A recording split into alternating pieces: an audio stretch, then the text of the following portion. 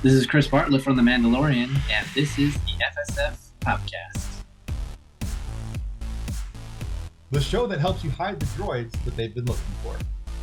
Our show is brought to you by our charity sponsor, the Red Shirt Widows and Orphans Fund, which supports the Wish Upon a Teen Foundation that helps out sick kids when they need it most. Just imagine the comfort you'll give Red Shirt Crewbot number 2BB4. It'll know that when it puts on the red shirt and joins C-3PO and R2-D2 in delivering a message to Obi-Wan, that he didn't leave its family destitute and without hope, because the Red Shirt Widows and Orphans Fund has its back, and what's left of its restraining bolt. And now, a word from our show sponsor, Level Up Savory. Their link can be found in the show notes.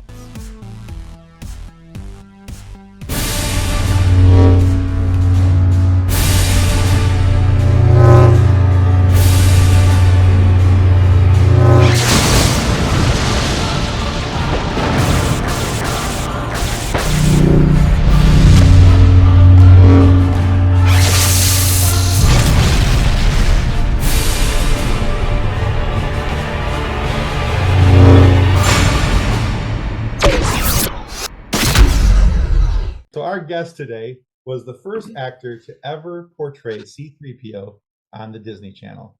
He's been a number of droids in shows like The Book of Boba Fett and Mandalorian, as well as having served as a user experience director for video games such as the Gears of War, Tomb Raider, Call of Duty, and even Star Wars. So we're very excited and so very proud to welcome Chris Bartlett to the FSF podcast. Welcome to the show, Chris.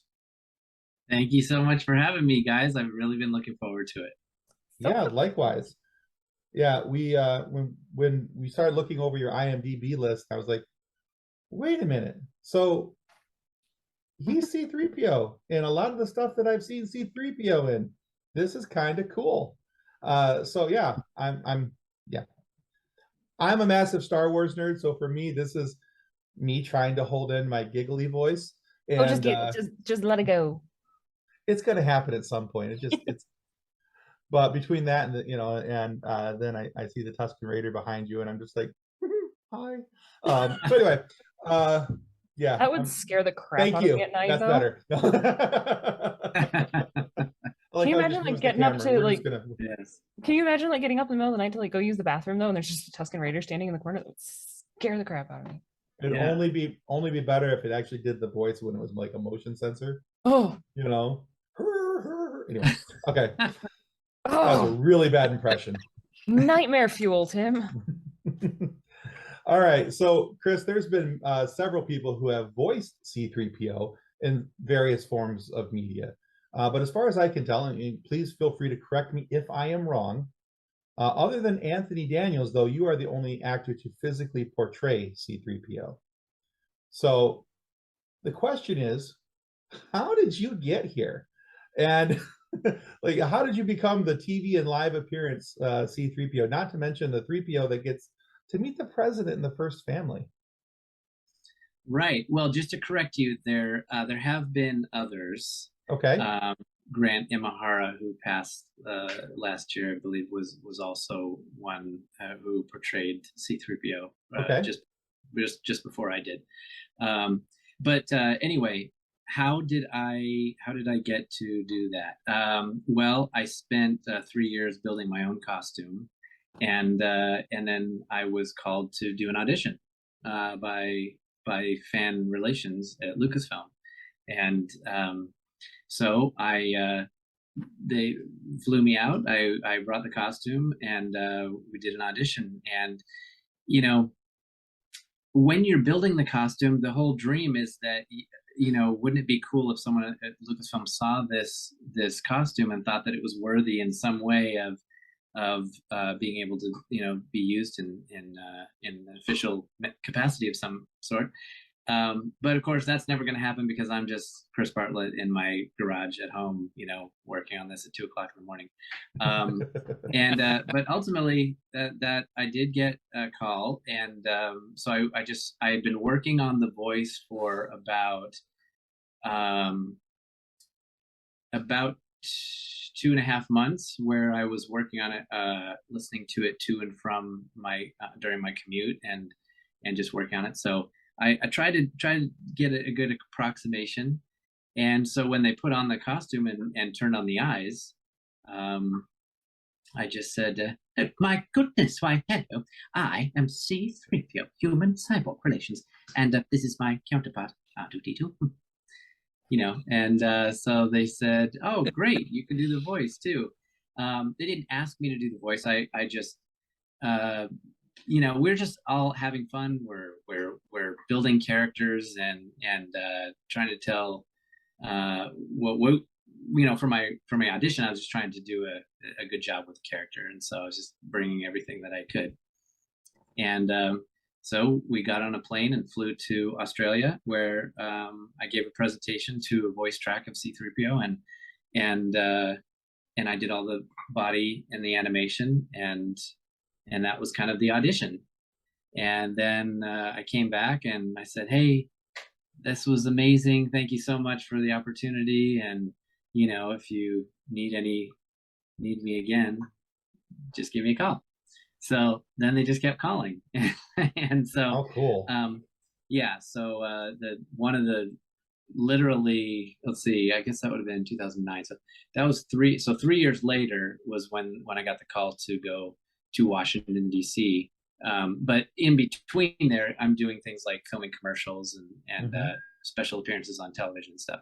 So that was in a nutshell, that's how I got the job. Build a costume, prepared by learning the mannerisms and the voice, and then they called me and I was ready. So that was it. That's super cool. That's awesome. Thanks. We've had an opportunity to interview several different cosplayers over the years, and people who have built some significantly impressive gear. And as a matter of fact, our first interview was with a guy who built a Captain Rex uniform. And wow. It is entirely screen accurate, and it's amazing. And you know, so all of a sudden I'm thinking, you know, like him and a couple other guys that I know that do. And we also interviewed a guy who does Iron Man, and he built the whole Iron Man suit with the robotics and the lights and everything. And it's just it's very detailed, the way that some guys have gotten into this. And I'm like, how cool would it be for somebody like that, now that you've had this experience and this is, you know, how you got in, for somebody else to have that it's just it's a really cool story, you know. But yeah, you're right. I think a lot of people think about that, you know, how cool it'd be for somebody to notice my costume, the work I've done. Right. So.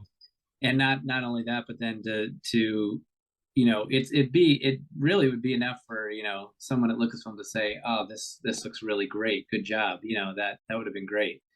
But then to have it used in a way that was to work with them, not as a fan invite kind of situation, but as we are going to portray this character in an official manner. That was just a dream come true. So that's awesome. Yeah. So and just to give you some context, I was 36 when I was cast, and I'd always wanted to do character work, you know, but life happens, and I'm doing my own regular jobs. And then this happened, and I was just like, this is what I was made for. So yeah, absolutely. Yeah, that's awesome. Yeah. And I love cosplay. I love costumes. My mom is a seamstress, and anytime I'm like, hey, will you make this for me?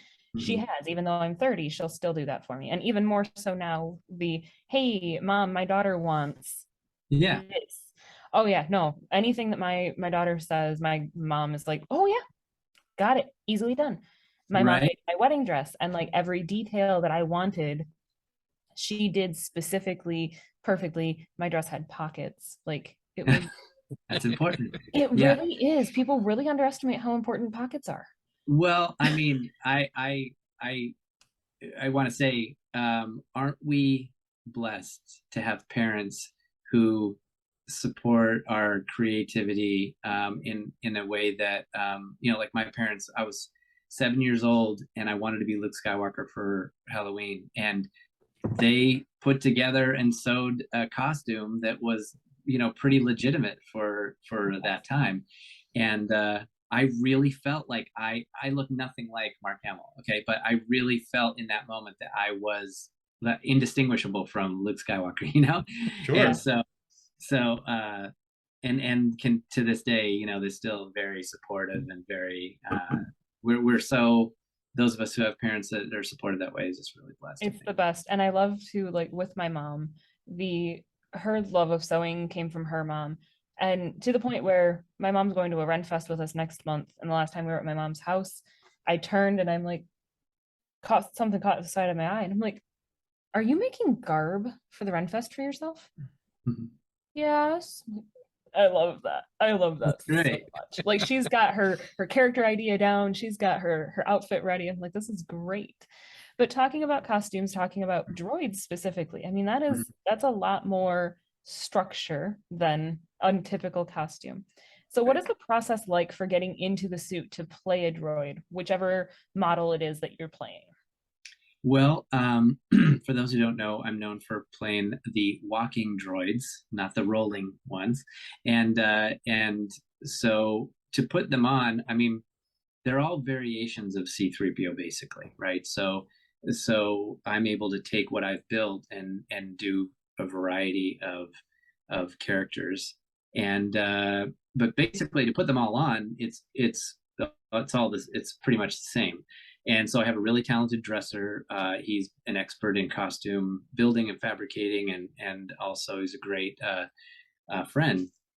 And so, anyway, to put it on, I mean, I don't know, how do you put it on? You do the shorts first, and then the legs, and then you know, one one leg at a time. You do it just like, I guess, anybody. But you know, you're sliding on these fiberglass pieces.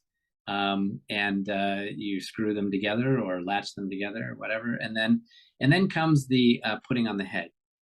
And the head is, you know, if you look at 3PO, I just happen to have one here.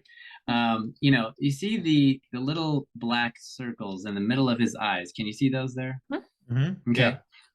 That's all you can see through. So when you put it on, you're basically putting a blank helmet on your head with just tiny pupils. And so that's really the least, I think, for anybody who's just going to start doing it, the least comfortable part of it, because you tend to you know, like when we watch Iron Man and we see Robert Downey Jr. in the helmet, you know, we see him like looking around and there's all these interfaces and everything. If you look, when you first put it on, you tend to like want to look around inside the helmet because it's not exactly right here, right? And that can tend to make you feel a little claustrophobic because you're bolted together, you can't take it off. And so what I've learned is you look through the eyes out to what's out in front of you. And you know what's out in front of you? There's smiling faces, there's amazing sets, there's spaceships and R2 units, and there's all such great stuff out there that that's what you focus on. The cameras are out there, the lights, your co-stars, everybody.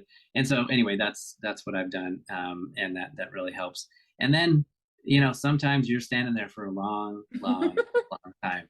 And so you either have an expert dresser who can pop the head for you whenever you need, or I've gone into this, you know, kind of Zen, you know, state where I can just close my eyes and nothing else is happening. I'm just relaxing. So that's part of the what goes into wearing the costume. It's not just putting it on. There's also the animation that goes into it, you know, like performing actually as a droid. And the endurance of it, and then also, you know, not only of the discomfort, but also, you know, not being able to sit down and that. So anyway, it's all, there's a lot more to it than slipping on a rope, kind of, you know. Right. But you know, you figure it out and you practice. It just takes practice, right? So I've been doing it for 16 years and I've gotten pretty good. I don't think many people think about the fact that you can't sit down. Yeah, never. You can't sit down.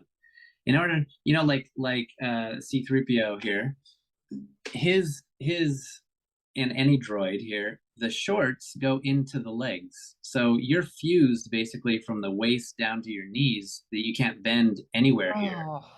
So, you know, I don't want you to take this like I'm complaining. No, Okay, no. I'm in Star Wars. I can't complain. Okay, I'm just You're describing for you. C-3PO there. I'm just describing for you the context of the costume. Yeah, no, that's because I Makes feel like sense. that's stuff that people would fail to notice or not even think about. Of the no, you don't have C-3PO doesn't have hip joints. Like there's Right. no bending, there's no twisting there. You That- have seen C-3PO in the film sit down. However, those scenes are all there are special things that have to happen. You don't see him sit up and sit down, right? Right. He's sat down, and then they cut the shorts or the costume part so that it just fits on him so while he's sitting down, right? That's You've it. seen him worn as a backpack too, but we also know that that's not necessarily going to happen all the time. I've never been a backpack, no. So, yeah, I don't think it would be comfortable. no. So, Chris, you built a career as a user experience director in video games, Right. and it's probably exactly what it sounds like, but I was a little confused as to what exactly that is. Yeah. Well, the experience of the game is what we're talking about. Like, what is it like? Is it fun? Is it easy to understand? Does it make you want to come back for more? Those kinds of things. That's what the experience is. And when you're playing, is it satisfying? Those kinds of things. So a smaller part of user experience is user interface. So they usually put those two together: user experience and user interface. It's UX UI they call it. So I started out as a graphic designer, and I was designing interfaces, like websites or interactive things or games, and the things that you design are like heads-up displays and targeting reticles and menus and character customization screens and stuff like that. That's user interface, and it's all part of the experience and how the game talks to the player, how the game communicates to the player. So as a UI artist, then I became a lead, and then I became a director of the entire experience, and so I basically make sure that the game is fun and that people don't rage quit. Yeah, that's a lot of work, because a lot of times designers are like, I've got game designers, I've got 47 things I want to communicate to the player, and all of them are equally important, and I'm like, no, they're not. There are. You got to pick 3 of those, and then you gotta trim down the rest of it. But my job is to try and simplify the experience for players so that it's fun and still challenging, but not painfully, challenging. Because you've got to if you've got a new game no one's ever played before, you want to try and get players to consider playing the game, trying it, and then continue playing it, and then coming back for more, like I said. And those are a lot of hurdles to get through. And so anyway, I have some formulas I've developed over the years, and things that the way that I run a team, and usually look for just super talented people and let them do their work, and then I'm always hands-on as well. So Nice. That's the day job. I know that I've definitely rage quit more than one video game. Right? Yeah. See, it's a there's if you think of a bottle of ketchup, right? There's the bottle that you have to pour, and it sometimes takes a long time, and you have to hit it right at the right spot and everything. That is a poor user experience, right? Then you have the squeezable bottle, right? The squeezable bottle, it's immediate. You can feel it, it's coming out. You can feel when it stops. That's a good user experience. So that's just one example. That totally makes sense though. And I'm thinking about the one most recently that I rage quit was actually the first part of Last of Us. Okay. I got so freaking frustrated with the bloaters. Like the first time that you experience the bloater and you're not quite Like you're strong enough to be able to do this, but Mhm. just barely. And I Yeah. got so mad, and I'm like, I'm done. I am putting this down. Right. I am walking away. And it was like 3 months later that I'm like, okay, I've got time again. I can figure this out. I can get through Sure. it. I missed that I needed that extra Molotov cocktail. I've got that now. I'm good. I got this. Not a Good. problem. Right. There It was a also bottle in a corner that I missed. it also works with audiences. Audiences watch something because as a user, they are using the piece of entertainment that we've made. And so if the story is hard to follow, or it's slow, or it's poorly acted, those are, can lead someone to turn it off, right? Or if it's hard to find, or if Yeah. it's on a streaming service or whatever. So you want, the main thing is, you want people, whether they're players or audiences, you want them to feel something with what you've created for them. If you shoot a let's say you shoot an R2 unit in a game, and there's all kinds of sparks and everything, and his head pops off and flies off or whatever, like, that's satisfying.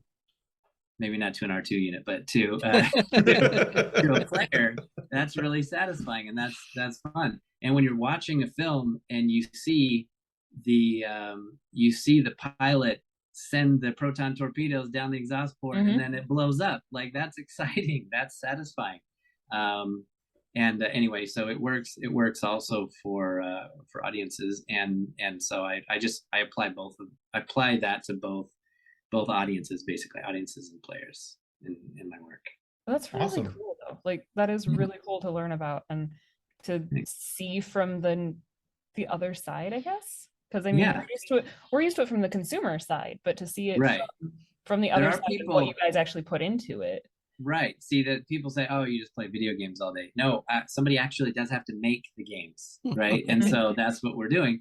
But then also, you're in Star Wars.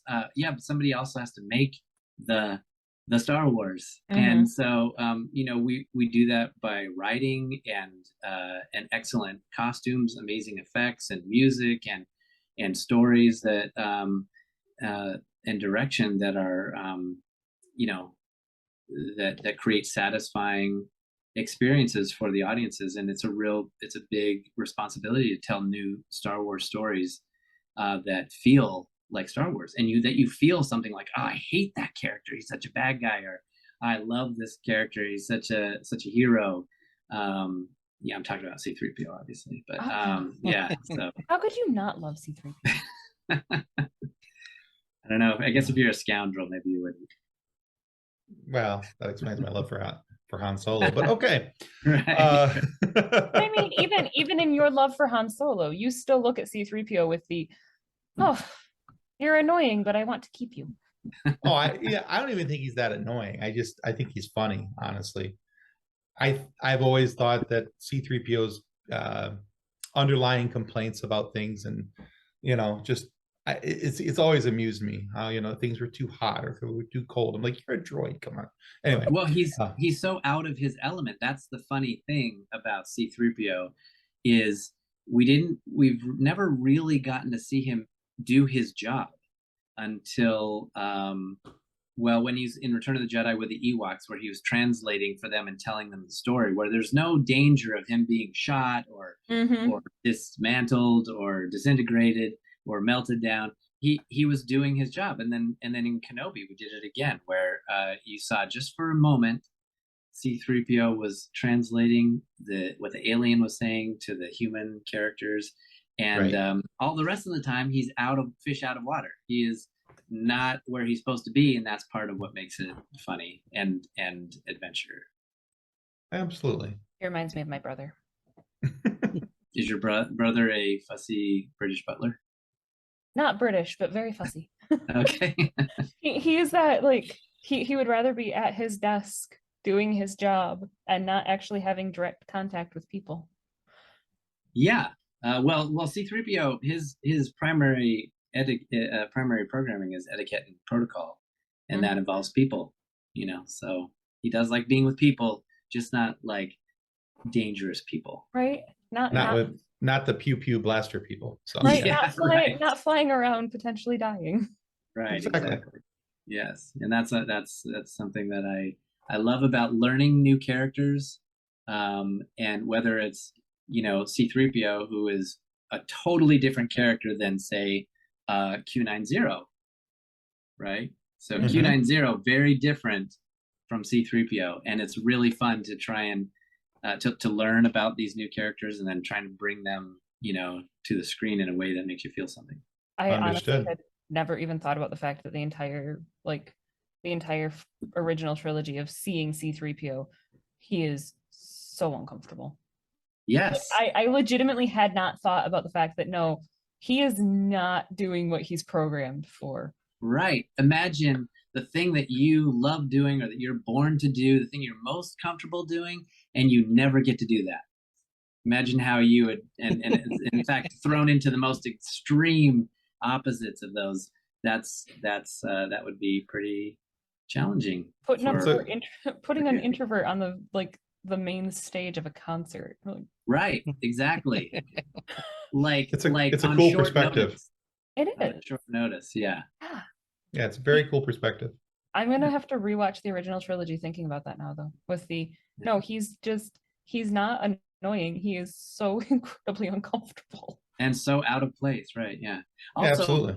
he's kind of like a goldfish. Like he keeps having his mind wiped, right? And R2 knows everything that's going on. True. R2 knows everything from the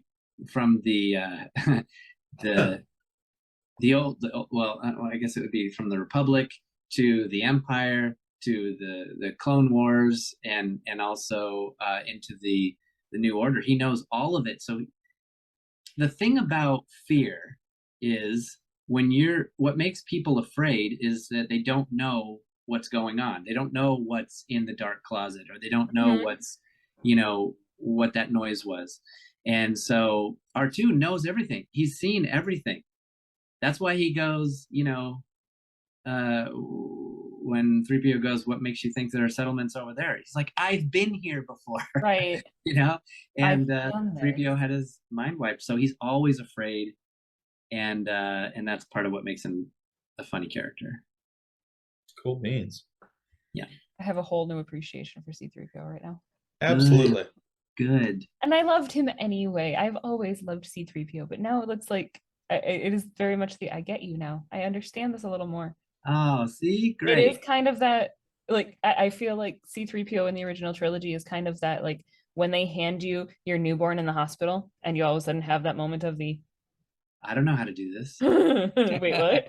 I've never done this before. Right. I do what now? You want me to have this? No, Right. That's not a good idea. You're sending me home with this? Right. This is mine? You know how few times I've done this before? Oh. Exactly. I mean, Right. I knew getting into this that this is what was going to happen, but Till it happens, it's yeah. Yeah. Yeah, walking out of the hospital with a newborn is terrifying. Yes, it is. All right, so Chris, you work on a lot of things Star Wars related, and whenever we talk with somebody Star Wars related and are doing the things out in the Star Wars world, I always want to know what their entry was into the fandom. Now, you talked earlier about being 7 and being in that moment, absolutely, positively Luke Skywalker. But what was your entry point into the fandom, that your earliest memory of Star Wars, and what got your attention and what keeps you wanting to come back? Yeah, great question. I was 7 years old, and I'm dating myself, but I was 7 years old in 1977.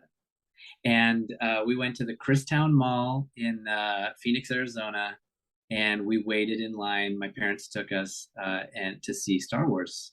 It was just called Star Wars. That was it. And when watching the film, I was seeing stuff I'd never seen before. I wasn't like a sci-fi fan or anything. I mean, I was 7, and so, but going to it and seeing, I don't know, I would just feel like I was the perfect age. I saw spaceships and robots and lightsabers and Sith Lords and Jawas and moisture evaporators. Like it had everything, and also all the sound that went along with it and the music. So it just really ignited my imagination. I liked to draw as a kid, so I mean I still do, but I was already drawing, and so anyway, seeing all this stuff on this big screen made me feel like, because I was used to things like Disney cartoons, you know, going to the movies to watch a Disney movie. That's kind of what I was used to, and so seeing this was just blew my mind. So that I thought that was it. I thought it was a one-time event that I will remember forever. So then there was figures that came out. So I like I'd save up my money for my paper route, and I would go buy buy figures, and then I would make up my own stories, in the backyard of, everybody had like Darth Vader and Luke Skywalker, but what about like R5D4 and the Death Star droid? Like what was their adventures? Well, you kids at that age with no internet and 3 channels on television would just make up, all this time to make up your own stories. And so it made Star Wars feel way bigger than just the film in my life. And I'm easily entertained by Star Wars. Okay, so I like, for all the things I named before, that's why I keep coming back, because I'd love to see, everything new in this universe. So I'm not a hypercritical movie watcher in Star Wars. So that's what keeps coming back. But in Mandalorian, there's a lot of familiar looking things, right? I played a character called the Ferryman, who is a Kubaz species character who looks really similar to the spy in the streets of Mos Eisley that told the stormtroopers to go to Docking Bay 94, like that guy. Yeah, right. So there's a lot of things in Mandalorian that look really familiar, so you feel comfortable, but they're new, and so you relate to them because you remember seeing something like this in the past. Mandalorian, well, you've never seen him before, but you've seen Boba Fett, and he kind of looks like Boba Fett, that kind of thing. And then you have all these new stories that Jon Favreau and Dave Filoni have put together that are that also feel familiar, but we've not seen these stories before. A lot of people haven't seen these stories, whether they're similar or retellings or respun stories from old spaghetti westerns or samurai films, or they're like, and those stories are spun up from older stories. So you have these like really ancient stories that are being retold in a new way, and new characters, that you have the familiar and you have the old and you have the new, and it just feels really relatable. It feels really satisfying. And so that's why do I keep coming back? Because I'm just such a nerd. I really, really like robots, but I love the creatures too, and the ships and the sounds. But over the years, when I turned 13 in Return of the Jedi, after Return of the Jedi, you stop playing with the figures so much and you move on to other things, like became a musician and stuff. And then it wasn't until, I guess, 97 when the special editions came out again. By then I was 27, so literally like 20 years later, and I just, all of it just flooded back. I was so happy, and then it just kept going. So anyway, I guess that's what keeps coming back. That keeps me coming back. Same way in games, like when you're making a game, how do you keep someone playing it? Well, you keep giving them amazing content. You can't give them crummy content, because that's not going to guarantee they come back. You have to give them amazing content, and that's stories, amazing stories, like in the Mandalorian, the Book of Boba Fett and Obi-Wan Kenobi, things that we've never seen before but we wondered about. And so. No, I love your answer. Honestly, I think I could listen to you talk about Star Wars all day, just because there's a happiness honestly, there's a happiness in your voice, and Uh, you can tell that there's such an attraction to it, and I feel very much the same way. So I was born in '76, so hmm, my first movie experience mhm. was for me, remembering anything Star Wars, was Empire Strikes Back, and going and seeing that in the theater, and just and very feeling very much the same way, just amazed by everything I saw, and Right. being so drawn into it. And to this day, that's still my all-time favorite movie. Nothing else Uh, will ever be better, in my opinion, than Empire Strikes Back. right. A lot of people tried, but they have failed. And but so yeah, I understand, and I identify with a lot of what you just said, and it's like, even when you're talking about the Mandalorian and Boba Fett, the simple fact that it's it's like old home week, right? You know, it's the, I haven't seen this, but I feel like I've seen this, Mhm. Yes, and right. it's very comforting and comfortable, and makes it that much more enjoyable to watch. So yeah, Oh, I great. get what you're saying. And then they throw things like Grogu in there, and you're like, wait a minute. Okay, so there's a reason Grogu is the star of the show. Because I remember the first time I saw him was not on screen. It was when I was did my screen test for this guy, for Q-90. Hmm. So I went in, and they brought the costume, and I put on the costume, and I came around the corner, and I saw this green baby sitting on the counter. I was like, wait, wait, he looks familiar, but who is that? And they're like, oh, you'll find out. And I read the script, and I'm like, oh, okay, he's what we're calling the asset. Hmm. And anyway, George has said, and Dave Filoni has reiterated this: Star Wars is a morality tale for the rising generation, Hmm. right? So it is, those are who these are made for. The, like, people, kids that are like 7 to 12 ish, so I feel like they've done a good job in, now, that bringing stuff that adults will really appreciate, and maybe a little darker, like in Kenobi and things like that. But that's really who these are made for. So that's why, the Jawas in A New Hope, where we were like, oh, someone like my size, Hmm. as a 7-year-old. And then there were Ewoks in Return of the Jedi. By then I'm 12, and I'm like, what are these teddy bears? But they're not made for me. They were made for 7-year-olds. When you ask my kids, who saw their first experience was, the prequels, Jar Jar Hmm. Binks is their favorite character, and I'm like, wow, that's surprising. And I'm like, no, it's not. It's surprising to me, but not to them, because he was made for them. Hmm. And Grogu, he's made for everybody, but He but is. he was also, that kind of, like, you have all these serious kind of heavy story points, and character conflicts and stuff, but then you have this very special, magical little fun. Oh, sorry, Yoda was in Empire. He was the that served that purpose in that one too. Hmm. You have these soft, vulnerable, and probably, cute, characters that really balance out the heavy stuff. Hmm. And so anyway, yeah, See, I love, I love working with him. He's as real in person as he is on television. that's Just awesome. gonna, That yeah. is the coolest. And I totally agree, because I mean, 1999 was when Phantom Menace came out, and Mm-hmm. I was 7. See, And yeah, I loved Jar Jar. I mean, right. he's, as an adult, I look at his character with the, you're annoying. But also the, no, you served a purpose. You were the comedic aspect. You were to get the kids into it.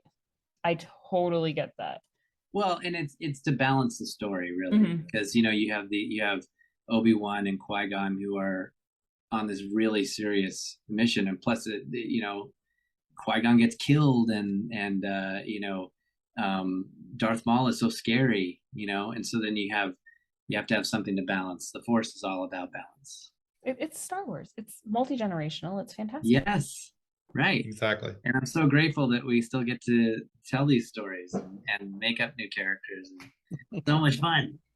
And it's fun because there are some people who are like, "Ugh, more Star Wars stuff." I'm like, more Star Wars stuff. Yeah. Give me more Star Wars stuff. Disney will keep Yeah. producing it. I will keep watching it. Right. Yeah. Same here. Oh, goodness.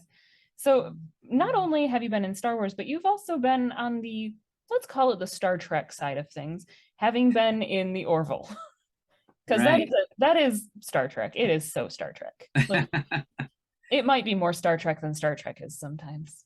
But Well, you are a Kaylon yeah. in the Orville. And no spoilers for anyone who hasn't seen all of season 3 yet. Like Mhm.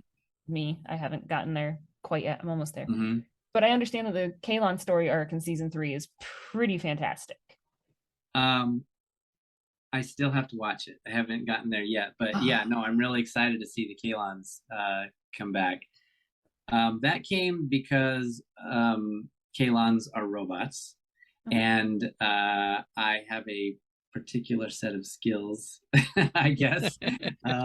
When you with- learn to do the robot, you do the robot. Nice. Nice. right, exactly, right. I And see, I can see be- what you I did can there. be- right, that's another Star Wars reference of Liam Neeson. Anyway, yeah, so I was called in to be one of the Kalons, and you know, there's about 1.5 billion of them on their planet, I guess. I don't know, but while I was there, Mark Jackson, who plays Isaac on the show, super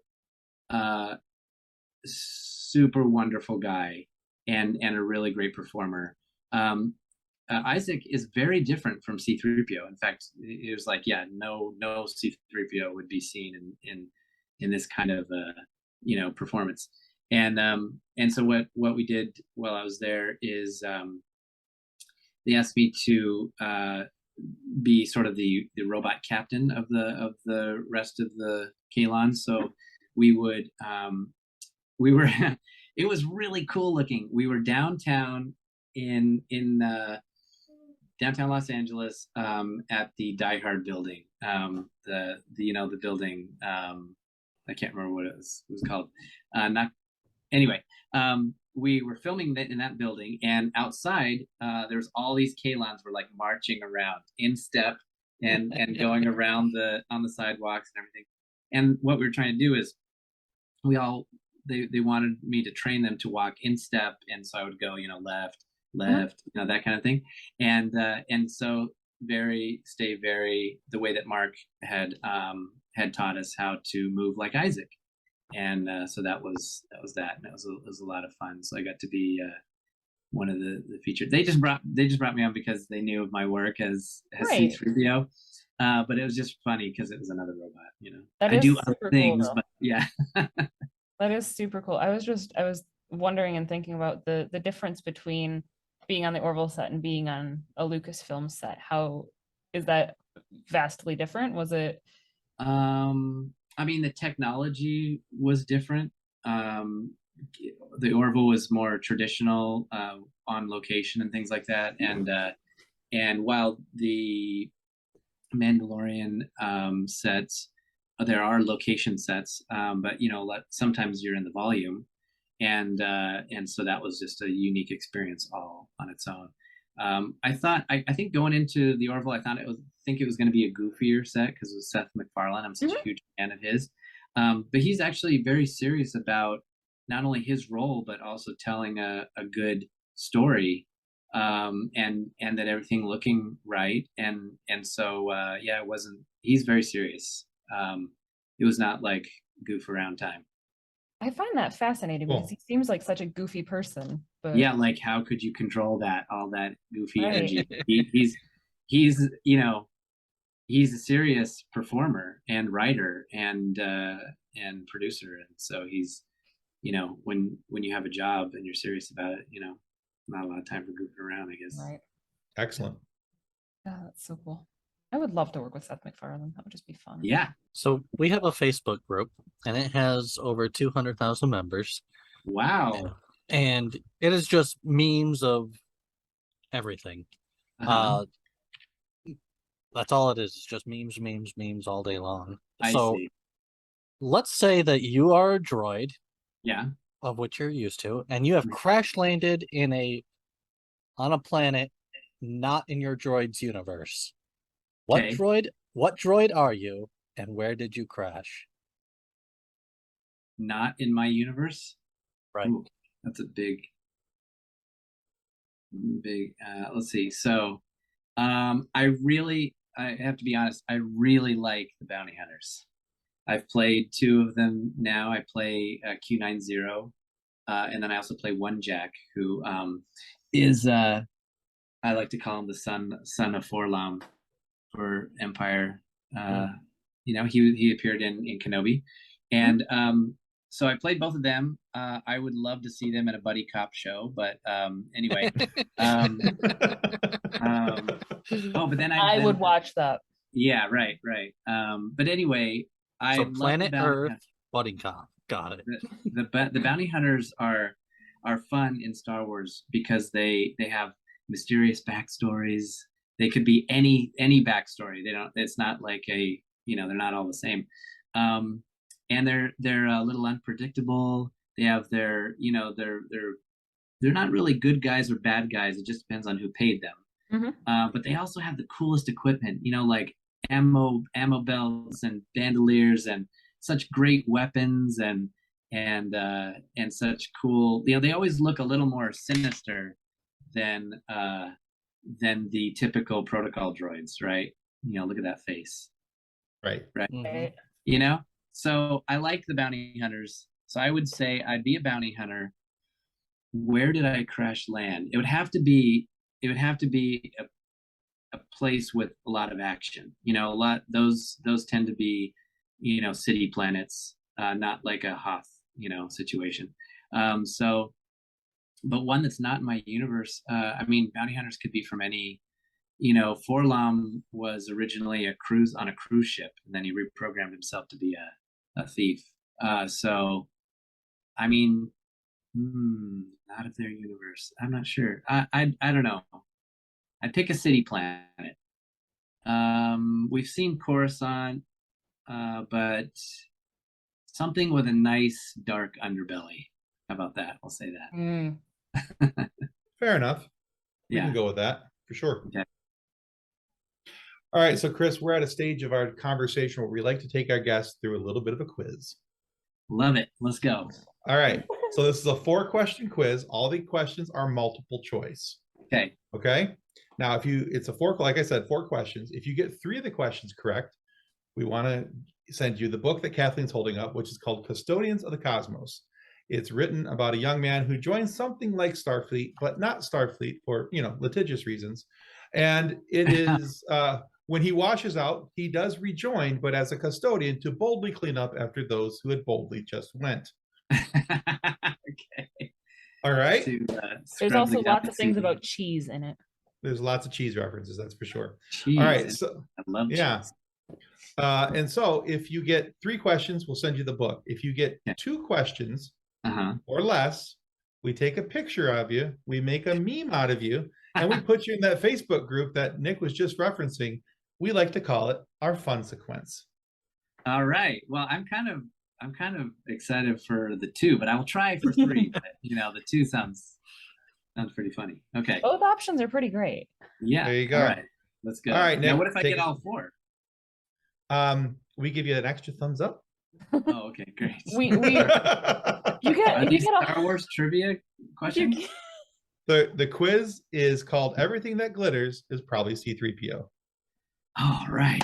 Okay, here we go. If you get all 4, we mocked him for making quizzes too easy again. Okay, good. Look, Sam Witwer has already destroyed any Star Wars quiz I already threw at his feet. So, all right, this deal is getting better all the time. All right. Question 1. In the movies, C-3PO and Darth Vader share how many scenes? This is not counting when he is Anakin. Is it A, 4, B, 3, or C, 1? I thought you were gonna say C3. Okay, wait. It's what are the choices again? A4, B3, or C1? Or 3 or 1. Okay. In all of the movies? yes. Okay. Sharing with Darth Vader. As Darth Vader, not as Anakin. Right, not as Anakin. Okay. Movies, not TV shows. Correct. Right. Okay. So there's Cloud City. There's the wait. There's the carbonite freezing chamber.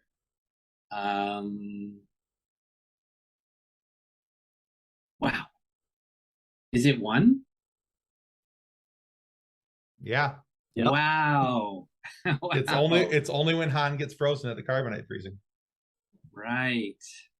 And then there's that mysterious moment when Boba Fett goes to shoot Chewbacca, who's carrying C-3PO, and the Vader lowers his weapon.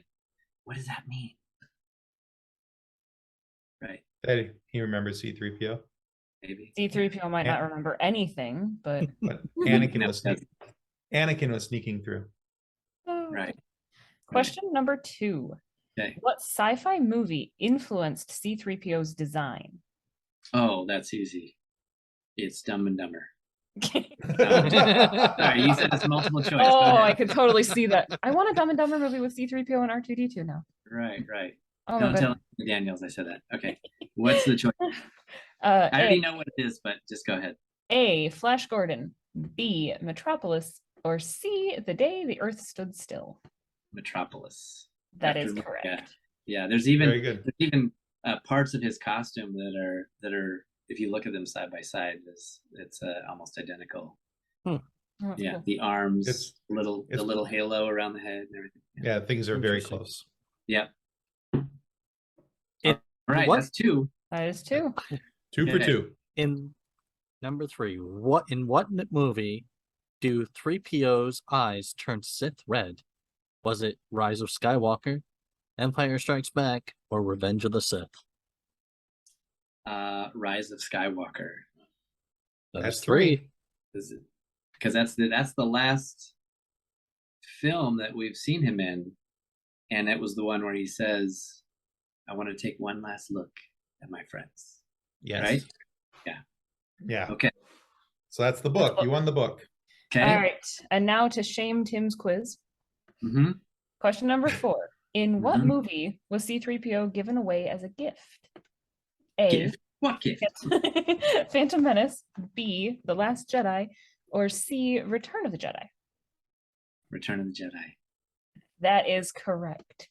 Right. Tim, you really need to make harder quizzes for these Star Wars people. He was so shocked that he would I be know. given away as a gift. What are you talking about? And also, why is R2 making this announcement?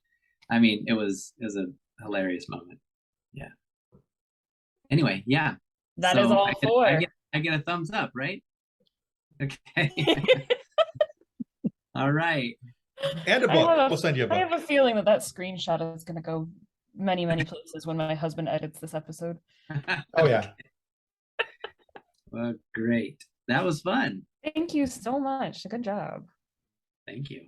I've studied. More Extensively, than Tim. Yeah. clearly. Well, Chris, thank you so much for being on the show today. Where can our listeners go to find out more about you and your upcoming works? Instagram is the place that I don't have time to do everything. So Instagram is the place where I go. So just go to Chris F. Bartlett on Instagram, and yeah, it's all basically Star Wars stuff or Star Wars art, because I'm an artist as well, and it's mostly that and acting stuff. Some acting stuff's on there too, but yeah, I love robots. I love, here's the other thing. I've got some conventions coming up, and so I'll post on there where I'm going. Yeah. And what I love most about the conventions is, as a costumer, I love it when Star Wars fans come over in costume. And what we do is, I want to see your character, because I can see your costume, but I want to see your character come through the costume, right? Because anyone can just be a stormtrooper walking around just like as a regular human. But if those stormtroopers are like scanning, menacingly, or staring at you, or lean in and go, "Let me see your identification," something like that. I love that. And so what I do is I like to collect characters at conventions. And what I'll do is do little videos, and then I stitch them all together real fast, and you get to see yourself as a character, because when you're in the costume, it's hard to really get an idea of how you look as a character. So anyway, I put those together and post them on my Instagram. If you go check there and you see yourself there, comment, and then I can tag you in it. But I just love collecting characters, and I love talking to people about bringing out their character through their costume. Well, we are definitely going to make sure that we link your Instagram so that our viewers and our listeners can find you. All right, guys, we want to remind you that subscribing is the single most important thing that you can do to help us to continue to grow and to get amazing guests like Chris Bartlett here today to hear of these amazing stories and fun moments for you to be able to listen to. So please subscribe and go check out Chris on his socials. You clearly will not be disappointed by the content you find there. And if you do meet up with him at a Comic-Con or some other event like that, please wear your cosplay and go say hello. But for whatever reason, if you are not happy with the content of our show today, please feel free to complain to the head of our complaint department. That, of course, is Q-90, or Zero as he's known to his bounty hunting buddies. Zero is, of course, a protocol droid who worked as a mercenary during the time of the New Republic. Ruthless, precise, and efficient are words that you could use to describe Zero. And being so, just one properly filled out copy of the complaint form will do. It's really all he's going to need. And he will find his target and wipe them out. Unless, of course, they're a child and under the protection of a Mandalorian named Din Djarin. But he doesn't really like to talk about that too much. Seriously, don't bring it up. It won't end well for you. Not unless you also want some blaster holes. Well, thanks again, Chris. Thank you, Chris. This has been a lot of fun. It's been my pleasure to be with you guys. Thank you so much for asking me. Thank you. All right, guys, that's going to conclude us for the FSF Popcast. Goodbye. Bye. Ciao. On behalf of the rest of the hosts of the FSF Popcast, we want to thank you for listening to this episode. If you'd like to be a guest on a future episode, please contact us by means of Twitter or Instagram using the handle @FSFPopcast, or go to www.fsfpopcast.com and click on the Contact Me link. Thanks again, and hope you enjoyed the episode.